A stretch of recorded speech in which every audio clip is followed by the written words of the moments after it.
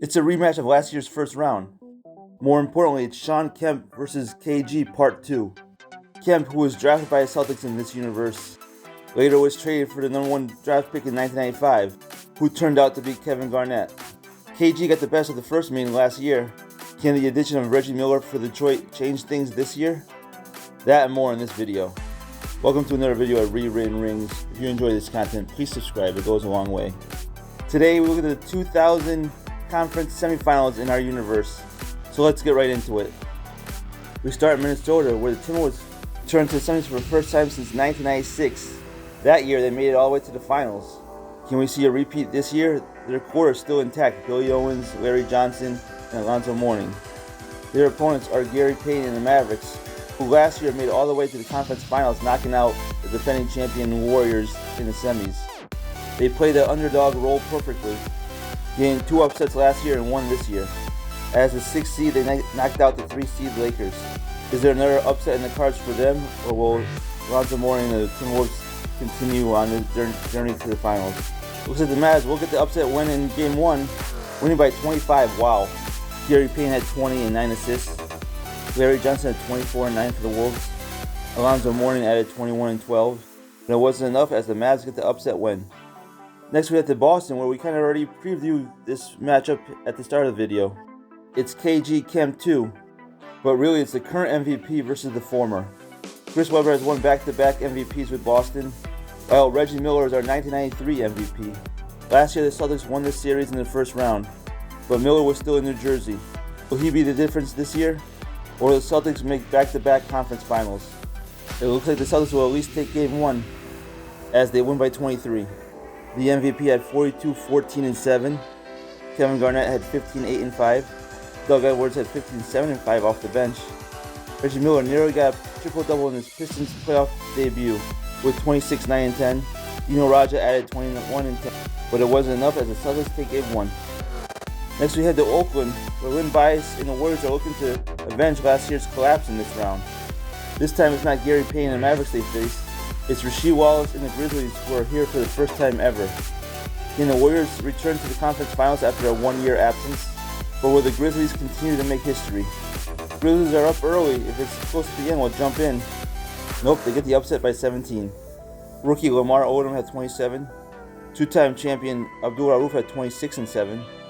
Rasheed Wallace had 20, 14, and 5. Grant Hill had 38 and 5 assists for the Warriors. Len Bias had 20 and 7 boards. But it wasn't enough as the Grizzlies get the Game 1 upset, winning their first ever conference semifinals game. We next head to Toronto, where the Raptors, the #1 seeded Raptors, survived the Knicks last round in what might have been the greatest series ever. What will they do for an encore? Their opponents are the Milwaukee Bucks, who haven't been in the conference semifinals since before Iverson was even drafted. In 1996, Penny and the Bucks made it all the way to the conference finals. Can they do it again this year? Or will the defending champions continue their quest for a repeat? It looks like the champs will get the Game 1 victory, which is already an improvement on last round, where they lost to the Knicks in Game 1. They win it by 19. Latrell Sprewell had 25. Jimmy King had 24 and 7 off the bench. Poole Richardson had 23 and 11 assists. Austin Crocier had 21, 12, and 7. Penny Hardaway had 37 and 10 assists for the Bucks. Brunson Wright had 21 and 15. But it wasn't enough as the Raptors take Game 1. Minnesota responds in Game 2 and gets a split. Billy Owens had 29, 11, 3 steals and 4 blocks. Larry Johnson had 18, 9, and 6. Alonzo Mourning had 12, 14, and 4 blocks. Earl Brand had 26, 8 assists and 3 steals for the Mavericks. He's in there because Doug West got injured and will be out for the remainder of the playoffs. Gary Payton also had 26 with 8 assists. But it wasn't enough as the Wolves get the split. Boston wins again, another blowout. Chris Webber got another 40 piece with 16 boards. KG got 16, 7, and 6. Reggie Miller finished with 28 for the Pistons. Shawn Kemp had 18 and 12. But it wasn't enough as the Pistons go down 0-2. We have a close one in Oakland for Game 2. The Warriors are up by 4 with 1:40 left to go. Let's jump in. After several misses, Roy Tarper gets fouled with only 30 seconds left on the clock. He's got 16 and 10 boards. He made the first one and increases the lead to 5. He made them both. The lead's now 6. Timeout Grizzlies. After Abdul Rauf misses, the Warriors end up winning by 8. Grant Hill had 32. Len Bias had 26, 15, and 5. Roy Tarpley had 20 and 11. Lamar Odom had 27, 14, and 3 blocks. Abdul Rauf added 24 for the Grizzlies, but it wasn't enough as the Warriors get the split. The Bucks respond, winning by 20 on the road. Penny Hardaway finished with 37. Isaiah Ryder had 37 boards, 9 assists, and 3 steals. Rookie Corey Maggette had 22 off the bench. Cliff Robinson finished with 18, 8, and 4 blocks. D. Brown had 15 and 10 dimes. Poole Richardson had 28 and 13 for the Raptors. Allen Iverson had 26, 5, and 6. Latrell Sprewell had 23 and 7 assists. But it wasn't enough as the Bucks get the split on the road. Game 3, the Wolves win by 20 on the road. Billy Owens had 25 and 9. Larry Johnson had 25, 10, and 5. Alonzo Mourning had 24 and 13. Dirk Nowitzki had 37 and 8 for the Mavs. Gary Payton had 24, 6, and 15 dimes. That puts him in second, right under the mark he accomplished this year of all-time playoff assists in a game for the Mavs. Jared Alexander had a pair of 10 points and rebounds and 3 blocks. None of it was enough as the Wolves take control of the series. Game 3 in Detroit, we have a close one with 2:50 left to go. The Celtics are up by 1. Let's jump in. Rex Walters takes the pick, finds Sean Kemp under the basket. He gets hacked by KG and he's going to the line. He's got 29 and 11 boards as he hears chants of MVP from the crowd. After Kemp went 1 for 2, Chris Webber missed the bucket, and now it's Reggie Miller with the ball looking to take the lead. Finds Rex Walters, who goes to the basket. Finds some airspace, puts it up and in. And the Pistons have a 2-point lead with just under 2 minutes to go. The MVP looks to respond immediately, goes to the basket with the right. It's a tie game with 1:39 left on the clock. After a Reggie Miller miss, it's Chris Webber again, right under the basket, and the Celtics have the lead again with 1:21 left. After Rex Walters missed 3, Kenny Smith has it, finds some airspace, takes the shot, misses, with the putback by KG. Celtics increase the lead to 4 with 45 seconds left to go. Timeout Pistons. After Miller misses again, he follows Kenny Smith, who's going to the line, looking to increase the lead to 6. He's got a pair of 9 points and assists. Now he's got 10 points as he makes his first free throw, increasing the lead to 5. After missing the second, the Pistons go quickly. It's Reggie Miller in the corner for 3, and he hits it. With 17 seconds left, it's a 2-point game. Ray Allen gets fouled this time. He's got 23 on the night, not 24 as he hits the first free throw, increasing the lead to 3. He hits the second, the lead's 4 with just under 17 seconds left to go. Timeout Pistons. After a Ray Allen steal, he's going back to the line. He's got 25 and 5 assists. Made them both. The lead's 6 with 10.5 seconds left to go. Pistons call timeout. The inbound goes to Reggie. He's wide open again in the corner, and he hits another 3. With 7.5 seconds left to go, Ray Allen gets fouled again. He's got 27. He needs to hit at least 1 to ice it. He did just that as the Celtics win by 4 and take a commanding 3-0 lead. Chris Webber fielded up 29, 18, 6, 4 steals, and 3 blocks. Ray Allen had 28, 5 assists, and 3 blocks. KG nearly got a triple-double with 18, 14, and 8. Reggie Miller had 44, 8, and 5 for the Pistons. Sean Kemp had 30, 12, 5, and 4 blocks. Dino Raja had 15, 10, and 7. But it all wasn't enough as the Pistons are now on the verge of elimination, down 0-3. Warriors win Game 3 on the road. Len Bias had 31, 12, and a pair of 5s, assists, and blocks. That puts him tied in 4th all-time with his teammate. Most blocks in a playoff game in franchise history. Roy Tarpley had 14 and 18 boards. Abdul Rauf had 20 and 10 for the Grizzlies. Lamar Odom had 17 and 3 steals. Both Rasheed Wallace and Marcus Camby had 16 boards. That puts them both tied for second in franchise history. One behind Wallace's 17, which he posted 2 years ago. But it wasn't enough as the Warriors took a 2-1 lead. The Raptors also get the Game 3 road win. Iverson went for 30 and 4 steals. Latrell Sprewell had 24 and 6 assists. Jimmy King also had 24 and 5 assists. Austin Crocier had 15 and 13. Penny Hardaway had 26 and 9 assists for the Bucks. Tom Gouliat had 21, 10, and 6. But it wasn't enough as the Raptors took a 2-1 series lead. The Wolves make it 3 in a row. Billy Owens had 27 and 13. Larry Johnson had 15, 6, and 13 assists. Gary Payton had 19 and 10 assists for the Mavericks. Dirk Nowitzki had 19 and 8. Victor Alexander had 14 and 13. but none of it was enough as they fall for a third straight time. We're in Detroit where we've reached our first elimination game. The Celtics have won the first 3 games of this series and are looking to close out the Pistons here in Detroit. Can Reggie Miller and Shawn Kemp will the Pistons to victory? Or will the Celtics make their second straight conference finals? The Pistons are up in the second half. If it gets close, we'll jump in.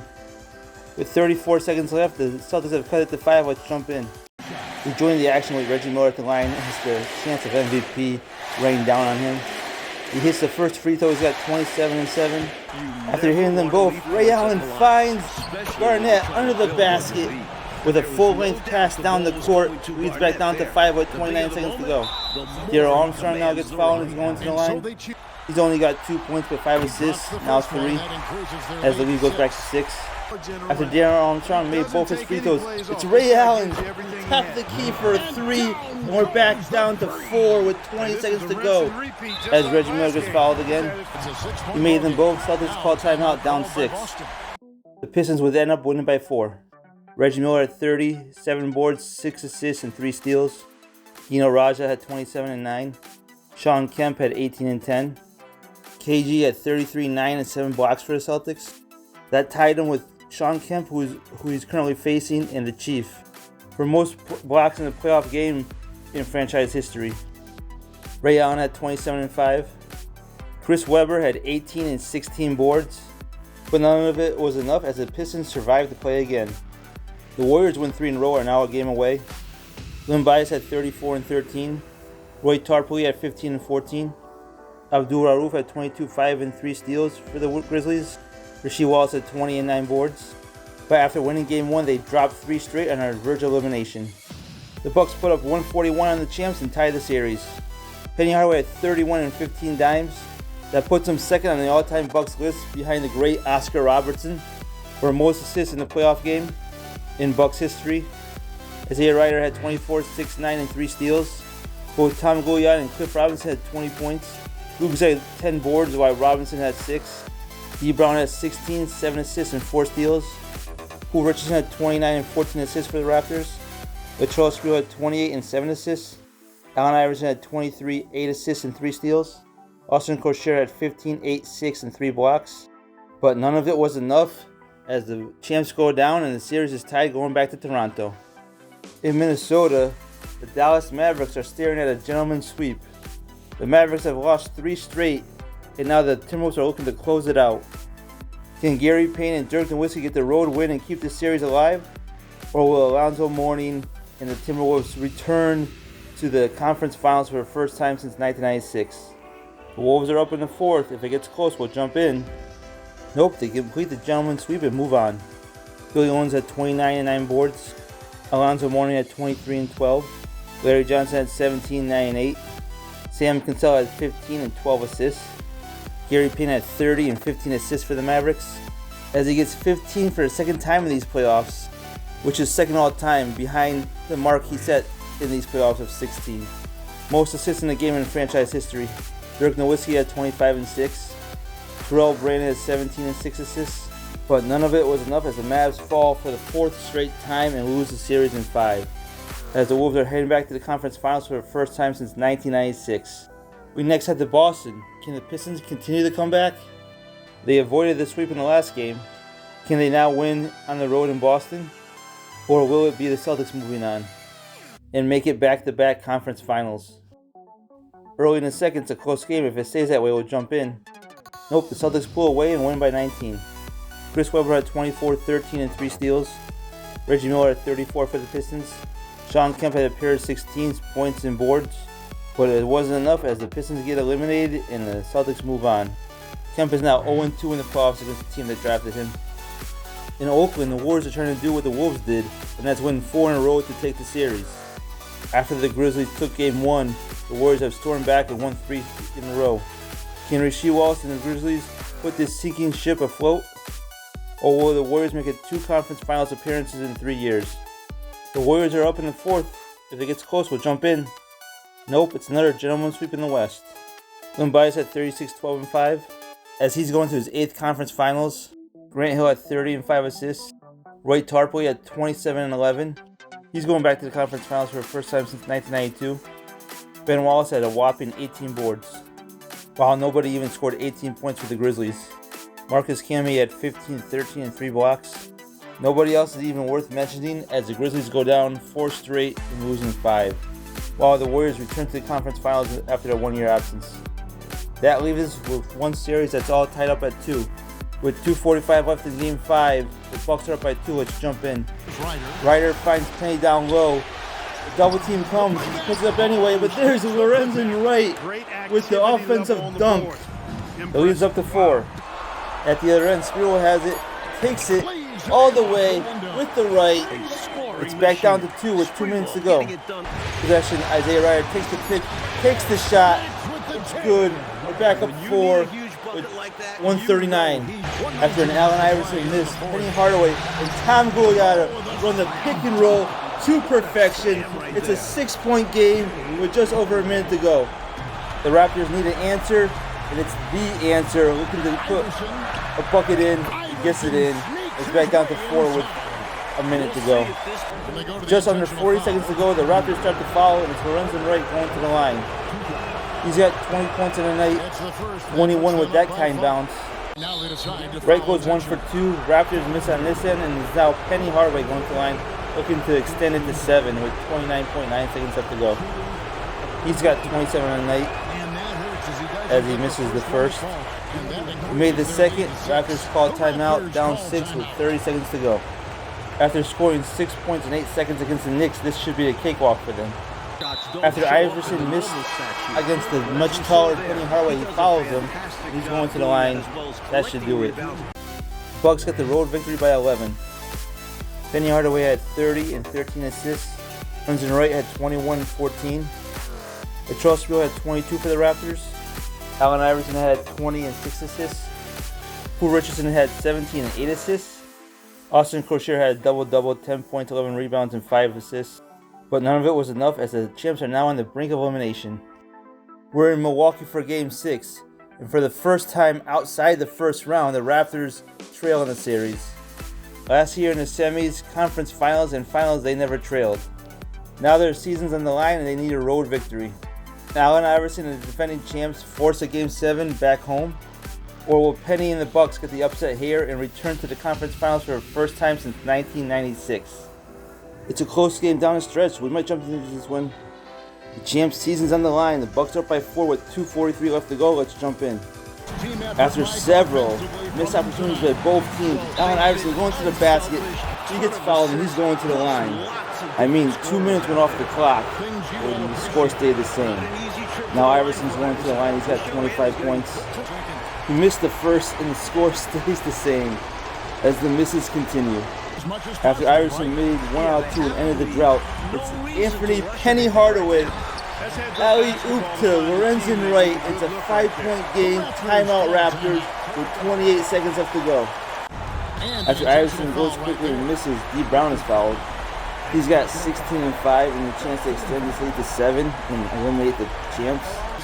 He made them both. The lead's 7 and the champs are running out of time. But this is the same team that scored 6 points in 8 seconds on the Knicks, so anything's possible. They call timeout with 23 seconds left to go. After Crochet misses a 3, the Bucks win by 10. Penny had 27 and 11 assists. Lorenzen Wright had 20 and 11 boards. D. Brown had 18, 6 in a pair of 3s, steals, and blocks. Cliff Robinson had 14, 8 and 4 blocks. Allen Iverson had 26 for the Raptors. Jimmy King had 25 off the bench. Austin Crochet had 12, 7, and 5 blocks. That puts him second all-time behind the player he's filling in for. Most blocks in a playoff game in franchise history. But none of it was enough as the champs fall in the semis and the Bucks return to the conference finals for the first time since 1996. That's the end of the video. If you enjoyed this content, please like, share, and subscribe.